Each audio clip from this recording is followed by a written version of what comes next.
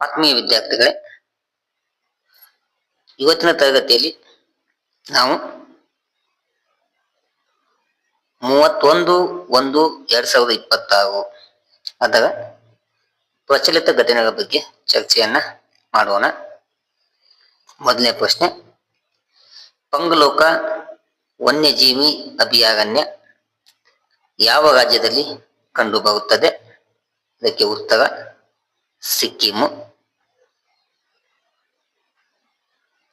ಎರಡನೆಯ ಪ್ರಶ್ನೆ, ಮುನ್ನಾ ದ್ವೀಪವು ಯಾವ ದೇಶದಲ್ಲಿ ಕಂಡುಬರುತ್ತದೆ? ಈ ದ್ವೀಪವು ಇಂಡೋನೇಷ್ಯಾದಲ್ಲಿ ಕಂಡುಬರುವಂತಹ ದ್ವೀಪ ಆಗಿದೆ. ಥರ್ಡ್ ಒನ್, ಸುಕನ್ಯಾ ಸಮೃದ್ಧಿ ಯೋಜನೆಯನ್ನ ಯಾವ ಅಭಿಯಾನದ ಅಡಿಯಲ್ಲಿ ಪ್ರಾರಂಭವನ್ನ ಮಾಡಲಾಯಿತು? ಉತ್ತರ, ಈ ಒಂದು ಸುಕನ್ಯಾ ಸಮೃದ್ಧಿ ಯೋಜನೆಯನ್ನ ಬೇಟಿ ಬಚಾವೋ ಬೇಟಿ ಪಢಾವೋ ಎಂಬ ಯೋಜನೆಯ ಅಡಿಯಲ್ಲಿ ಈ ಒಂದು ಅಭಿಯಾನವನ್ನ ಪ್ರಾರಂಭವನ್ನ ಮಾಡಲಾಯಿತು. 4, ಲಂಬಾಡ ಸಮುದಾಯವು ಮುಖ್ಯವಾಗಿ ಯಾವ ಭಾರತೀಯ ರಾಜ್ಯಗಳಲ್ಲಿ ಕಂಡುಬರುತ್ತದೆ? ಈ ಒಂದು ಸಮುದಾಯವು ತೆಲಂಗಾಣ ಮತ್ತು ಆಂಧ್ರ ಪ್ರದೇಶದಲ್ಲಿ ಕಂಡುಬರುವಂತಹ ಸಮುದಾಯ ಆಗಿದೆ. ಪ್ರಶ್ನೆ ಸಂಖ್ಯೆ 5, ಆಧುನಿಕ ಭಾರತದ ಐಟಿ ಮತ್ತು ಟೆಲಿಕಾಂ ಕ್ರಾಂತಿಯ ಪಿತಾಮಹ ಯಾರು? ಆಧುನಿಕ ಭಾರತದ ಐಟಿ ಮತ್ತು ಟೆಲಿಕಾಂ ಕ್ರಾಂತಿಯ ಪಿತಾಮಹ ರಾಜೀವ್ ಗಾಂಧಿ. 6 ಒನ್, ಇತ್ತೀಚೆಗೆ ಕೇಂದ್ರ ಸರ್ಕಾರ ಯಾವ ಆ್ಯಪ್ ಅನ್ನ ನಿಷೇಧವನ್ನ ಮಾಡಿದೆ? ಕೇಂದ್ರ ಸರ್ಕಾರ ನಿಷೇಧ ಮಾಡಿರುವಂತ ವ್ಯಾಪ್ ವಿಂಗೋ ಆ್ಯಪ್ ಅಂತೇಳಿ. ಪ್ರಶ್ನೆ ಸಂಖ್ಯೆ 7, ಬೆಂಗಳೂರಿನಲ್ಲಿ ನಡೆಯುತ್ತಿರುವಂತಹ 17ನೆಯ ಅಂತಾರಾಷ್ಟ್ರೀಯ ಚಲನಚಿತ್ರೋತ್ಸವದ ರಾಯಭಾರಿಯಾಗಿ ಯಾರನ್ನ ಆಯ್ಕೆ ಮಾಡಲಾಗಿದೆ? ಉತ್ತರ, ಪ್ರಕಾಶ್ ರಾಜ್.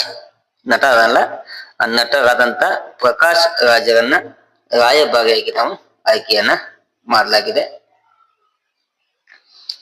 ಪ್ರಶ್ನೆ ಸಂಖ್ಯೆ 8, ಆಸ್ಟ್ರೇಲಿಯಾ ಓಪನ್ ಟೆನ್ನಿಸ್ ಮಿಶ್ರ ಡಬಲ್ ಏನಿದೆಯಲ್ಲ, ಆ ಮಿಶ್ರ ಡಬಲ್ ಅನ್ನ ಗೆದ್ದಂತ ವಿಜೇತರು ಯಾರು?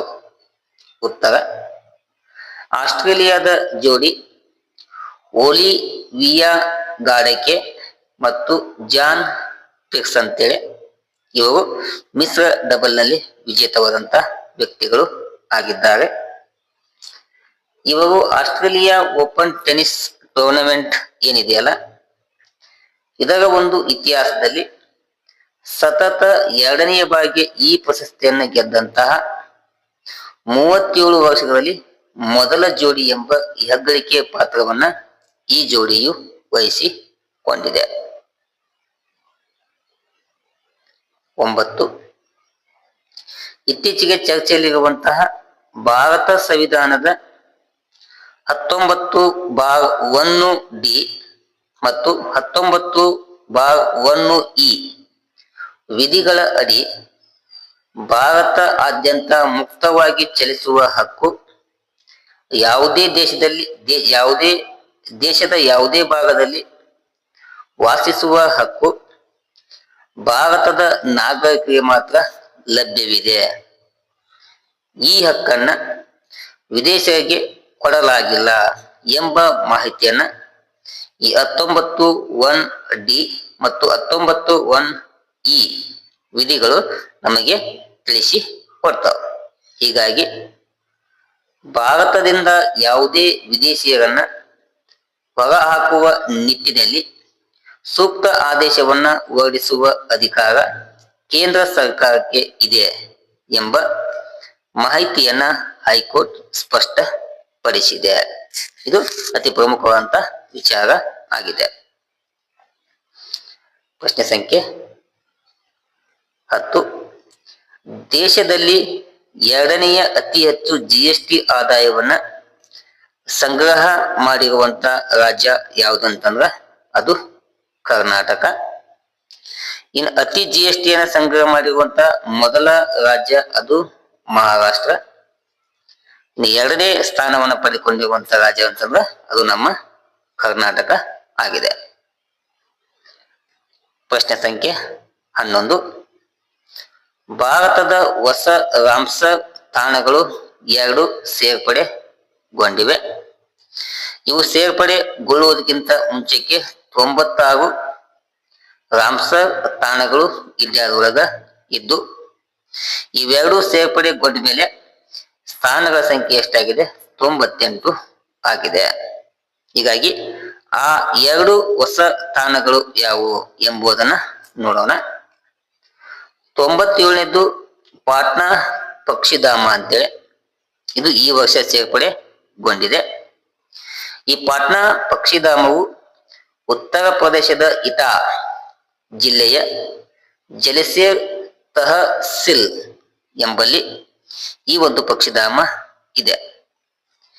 ಇನ್ನ 98ನೆಯ ತಾಣವಾಗಿ ಸೇರ್ಪಡೆ ಆಗಿರುವುದು ಚೆರಿ ದಂಡ್ ಸಂರಕ್ಷಣಾ ಮೀಸಲು ತಾಣ ಅಂತೇಳಿ, ಇದು 98ನೆಯ ತಾಣ ಆಗಿದೆ. ಇದು ಕಂಡು ಬರುವಂತ ಸ್ಥಳ ಯಾವಂತಂದ್ರ ಗುಜರಾತ್ನ ಕಚ್ ಜಿಲ್ಲೆಯ ಬನ್ನಿ ಹುಲ್ಲಗಾವಲು ಪ್ರದೇಶದ ಅಂಚಿನಲ್ಲಿ ಇದು ಕಂಡು ಬರ್ತದೆ. ಹೀಗಾಗಿ ಇವೆರಡು ಸೇರ್ಪಡೆ ಮಾಡಿಕೊಂಡಾಗ ಭಾರತದ ಒಟ್ಟು ರಾಮ್ಸರ್ ತಾಣಗಳ ಸಂಖ್ಯೆ 98ಕ್ಕೆ ಹೆಚ್ಚಳಗೊಂಡಿವೆ. ಇದು ಎಕ್ಸಾಮ್ ಒಳಗ ಅತಿ ಹೆಚ್ಚಾಗಿ ಕೇಳುವಂತ ಪ್ರಶ್ನೆ ಆಗಿರ್ತದೆ. ಹೀಗಾಗಿ ಇದ್ರ ಬಗ್ಗೆ ಹೆಚ್ಚಿನ ಗಮನವನ್ನ ಕೊಡಬೇಕು. ಇನ್ನು ಪ್ರಶ್ನೆ ಸಂಖ್ಯೆ ಮತ್ತೊಂದು, ಜಗತ್ತಿನಲ್ಲಿ ಅತಿ ಹೆಚ್ಚು ರಾಮ್ಸರ್ ತಾಣಗಳನ್ನ ಹೊಂದಿರುವಂತ ದೇಶಗಳು ಯಾವಂತಂದ್ರ, ಅತಿ ಹೆಚ್ಚು ತಾಣಗಳನ್ನ ಹೊಂದಿರುವಂತ ದೇಶಗಳು 1ನೇ ಸ್ಥಾನದಲ್ಲಿ ಬರುವಂತ ದೇಶ ಯುನೈಟೆಡ್ ಕಿಂಗ್ಡಮ್. ಇದು ಅತಿ ಹೆಚ್ಚು ರಾಮ್ಸರ್ ತಾಣಗಳನ್ನ ಹೊಂದಿರುವಂತ ದೇಶ ಆಗಿದೆ. ಇನ್ನು 2ನೇ ಸ್ಥಾನದೊಳಗ ನಮ್ಮ ಮೆಕ್ಸಿಕೋ ದೇಶ ಬರ್ತದೆ. ಇನ್ನು 3ನೇ ಸ್ಥಾನವನ್ನ ನಮ್ಮ ಭಾರತ ದೇಶ ಒಳಗೊಂಡಿದೆ. ನಮ್ಮ ಇಂಡಿಯಾದೊಳಗ ಟೋಟಲ್ ಆಗಿ 98 ರಾಮ್ಸರ್ ತಾಣಗಳನ್ನ ಹೊಂದುವುದರ ಮೂಲಕ 3ನೇ ಸ್ಥಾನವನ್ನ ಪಡೆದುಕೊಂಡಿದೆ. ಇನ್ನು 12ನೇದು, ಮಹಾರಾಷ್ಟ್ರದ ಮೊದಲ ಮಹಿಳಾ ಉಪಮುಖ್ಯಮಂತ್ರಿಯಾಗಿ ಯಾರು ನೇಮಕಗೊಂಡಿದ್ದಾರೆ? ಏನು ಮೊನ್ನೆ ಅಜಿತ್ ಪವಾರ್ ಏನ್ ಮರಣವನ್ನ ಒಪ್ಪಿದ್ರಲ್ಲ, ಅವರು ಮರಣವನ್ನ ಒಪ್ಪಿದ ಮೇಲೆ ಅವರ ಸ್ಥಾನಕ್ಕೆ ಮಹಾರಾಷ್ಟ್ರದಲ್ಲಿ ಮೊದಲ ಮಹಿಳಾ ಉಪಮುಖ್ಯಮಂತ್ರಿಯಾಗಿ ಸುನಿತ್ರಾ ಪವಾರ್ನ ಆಯ್ಕೆಯನ್ನ ಮಾಡಲಾಗ್ತದೆ.